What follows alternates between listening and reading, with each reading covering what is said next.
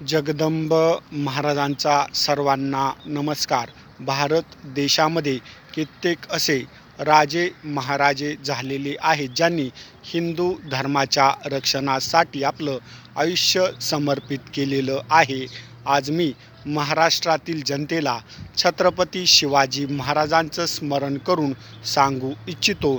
जेवढे पण क्षत्रिय कुलवंत राजे महाराजे झालेले आहेत, हे दैवीय ऊर्जेने प्रभावित होते. आजही तुम्हाला छत्रपती शिवाजी महाराजांच्या गडकिल्ल्यावर आई जगदंबेचं महादेवाचं मंदिर स्थापित दिसेल.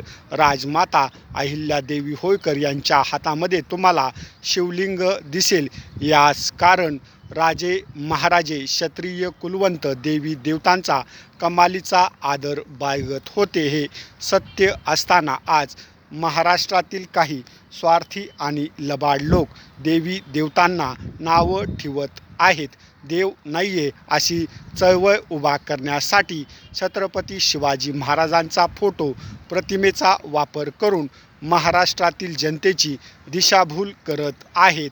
आज जर महाराज जिवंत असते तर देव नाही म्हणणाऱ्यांची मुंडकी महाराजांनी उडवली असती.